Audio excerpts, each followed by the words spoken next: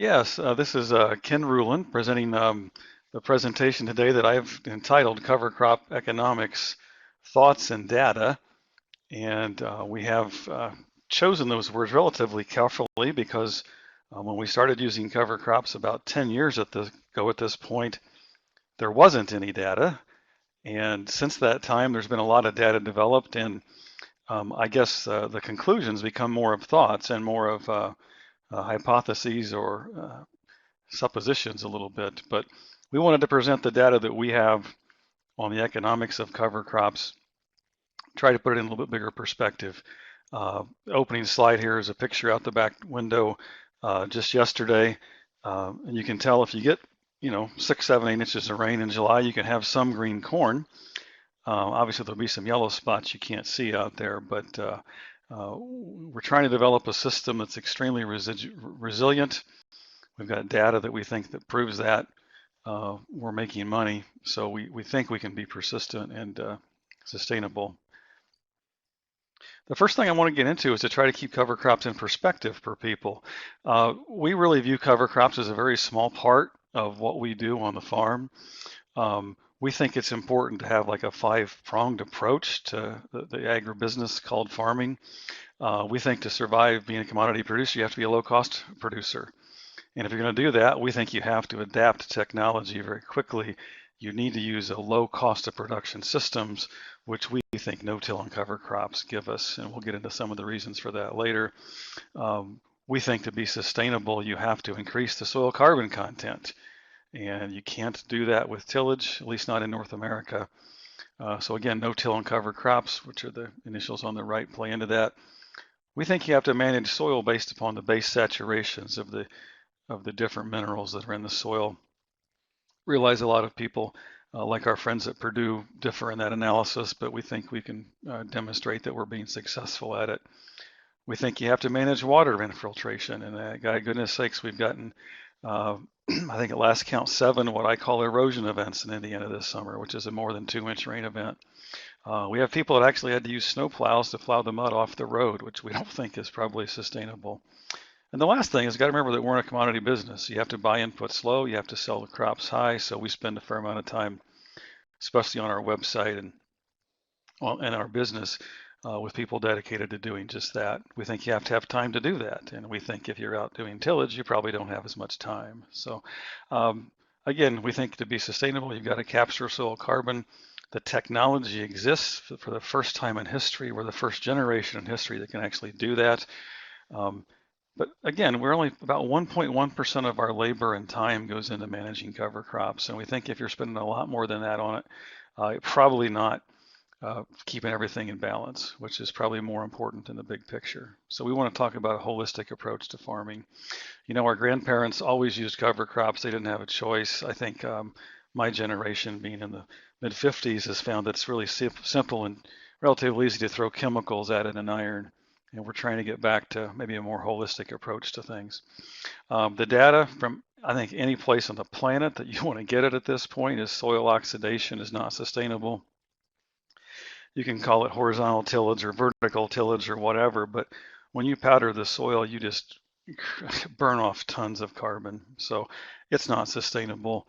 I think the data is pretty good. About 55 to 60% of the topsoil in the Midwest isn't there anymore. We're trying to implement a system that is sustainable where the topsoil is still there. Of course, Purdue, even to this day, says high yield farmers are the most profitable ones. And if you dig into their data, you can pretty easily disprove that. Of course, it's a lot easier to just do a general summary statement and ignore some of the long tail ends of the database, if you will. So in our particular case, all we're trying to suggest to people is that, if you go back a long time ago, our farm was about 110% of the county average, and 30 years later, we're about 109% of the county average. And I must tell you, the county's gotten a lot better in terms of who's left farming in the last 40 years. But what we'd like to point out, the system that we're using, if you look at stress years, and in our case, 2011 and 2012 and 2013, but mostly 11 and 12, we had less rainfall in 2011 than we had in 2012 in our particular area. And our system is built to be resilient. We talk about that We talk about building carber, which holds water.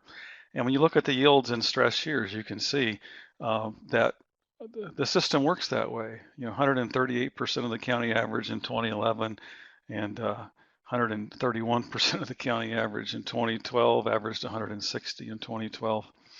And, in the perfect year, we may give away a little bit to tillage because they're bringing the benefits of past carbon sequestration and burning them off and putting them into this crop. So again, we think the data on this is pretty straightforward. Our plan as a business is to grow competitive yields at a lower cost than the average of our industry, and to still build carbon content, which in the out years will build yields. People say, well, what's all that cost? We'll get into that in a little bit, but our total cost of corn, if we grow an average crop this year, will be around $3.39 a bushel. Had plenty of chances. Even today, we could sell it for more than that. And the cost to produce soybeans is about $8.84.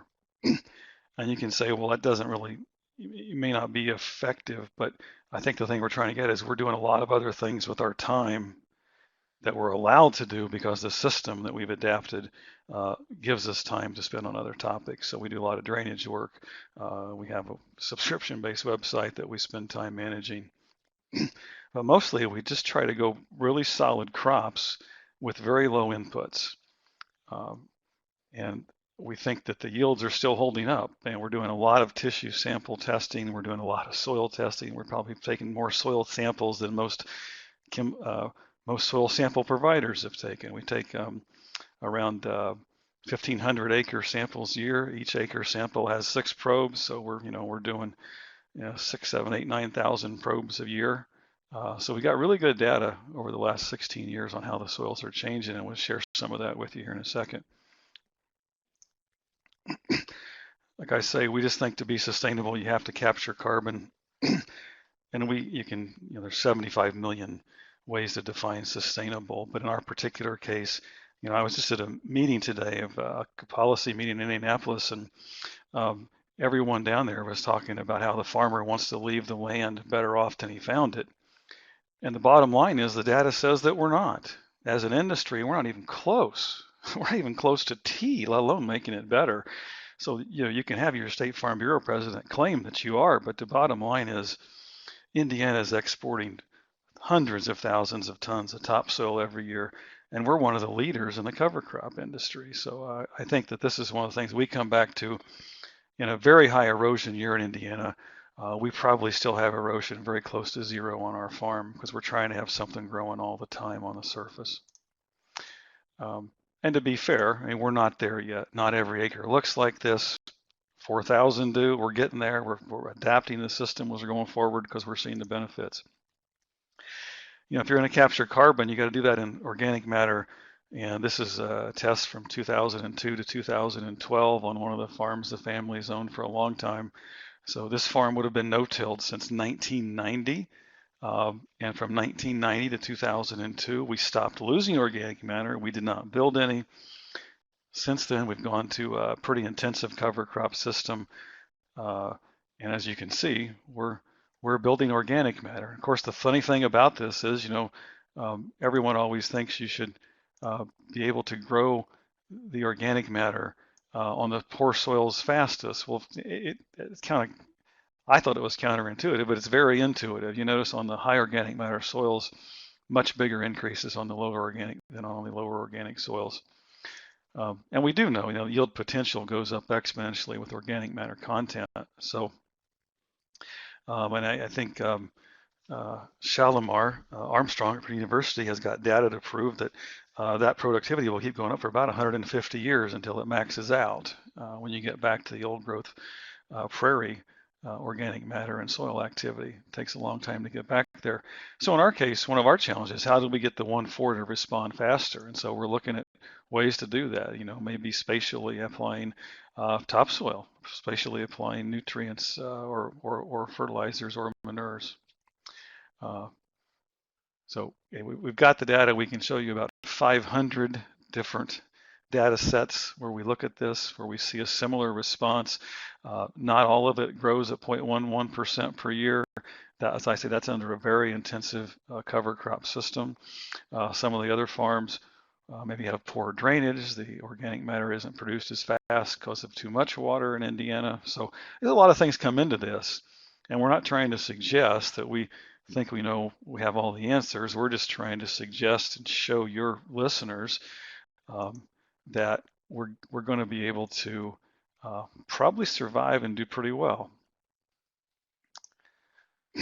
So when you get into this system and you start reaching out to people and you have a lot of good government money doing research, this is data that Eileen Colavecchio at Purdue did on July soil moisture on one of our long-term, we have a 100-acre field where we do testing with them where we're comparing different types of cover crops and different types of different rates of nitrogen application in the corn soybean rotation. And the thing that was fascinating, like when we started this 10 years ago, none of this data existed, but now we know for a fact July moisture lasts, and this is in the 2015 growing season. And if you just go across here, the blue and the orange are a spot in the field that has cereal rye. So at 10 centimeters, you can see that we're holding more water. At 20 centimeters, you can see that we're holding more water than the no-till, no cover. And so what we're talking about is basically cover crops being a better management system than just straight no-till. Straight no-till reduces erosion on our fields about 90%, which we don't think is good enough. For people who are doing fall tillage in Indiana, we're probably going to be at 1/40th of the erosion they have in terms of tons per acre. So it's just a very interesting how in Indiana, with the amount of rain we get in the wintertime, that fall tillage is even still a legal option, but it is. So you can see we've got data with really sophisticated and expensive monitors showing us that we're keeping the soil wetter, which is what everyone said should happen. And we've got really good data showing that we're keeping the soil cooler. Cereal rye at 10 centimeters being the blue, and the orange again, which is the blue is clearly a lot colder than the no cover. And I would point out to people, this is in July 16th. There's not a stitch of residue left on top of the ground in this field July 15th. So it's something about the cover crops that's allowing the soil to breathe better and build up a higher level of residue that's being digested on the surface that helps keep the soil cooler. The other thing water cover crops cost, in our particular case, this is 2014 data. We've got the 2015 number down here at the bottom of $24 an acre. And quite honestly, the 2016 number is probably closer to $20 an acre. We didn't fly any on last year. We feel like we get better stands and get better growth if we plant the cover crops. We get a little bit of residue sizing as well in those late corn stalks. So we'll be planting cover cereal rye with a drill in early November even, and it works out pretty well for us. Our bigger management challenges have been planting cereal rye after corn in September, and that just turns into a hay field. So, which gives us some vole problems. So again, we got lots of things to learn, but we would just say that cover crops are going to cost us $20 an acre, 24, 26, pick a number. And you notice we keep using, if you looked at the cover crops we're going to plant here about 4 or 5 weeks from now when we start harvest, or 6, we're going to be planting oats, radishes, clover, rapeseed. We're changing the mixes as we go along to find plants. So when our oats radish mixes, which we love to have in front of corn, we're going to be adding small amounts of things that will grow through the winter and we can plant into green. But the cost numbers we're using, we're going to say 26, 24, 20. But then economic benefits is where we get into debates with a lot of people. And some people have said that we've counted things twice because we've taken long-term benefits and made them short-term for this purpose of this calculation. And I think all of us could spend years debating what some of this stuff is worth. We will just tell you for fact that in fertilizer we use about 30% less than the average tillage farmer in Indiana, and about 35 to 50% less than University Rex. We still have no P&K deficiencies, and the phosphorus levels actually are increasing, despite the fact that crop removal is greater than what we're applying. So we think that the cost benefit, so just think about this for a second. we're absolutely convinced that we can prove with testing that the benefit from just saving phosphorus and potassium that doesn't leach into the rainwater, which is exactly where it goes. Stop kidding yourselves. That's where it goes. Offsets almost 65% of the cost of planting the cover crops.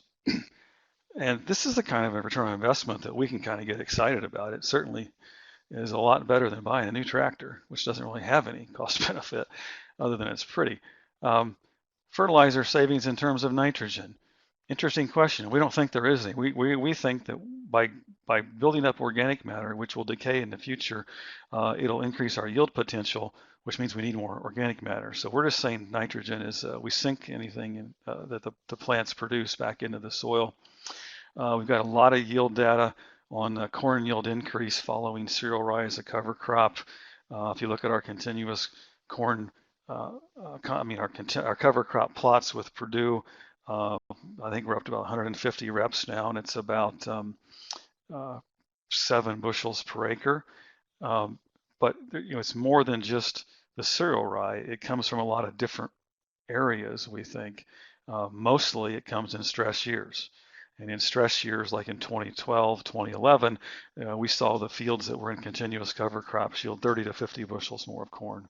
You do that once a decade and you got 7. So again, you can say that that's fictional, and go ahead.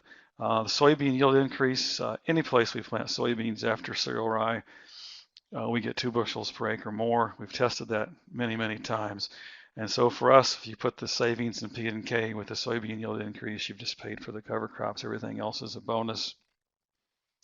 We know that if you look at some other data that's been generated in the last 3 years on our plots, that our biologic activity in the soil is increasing.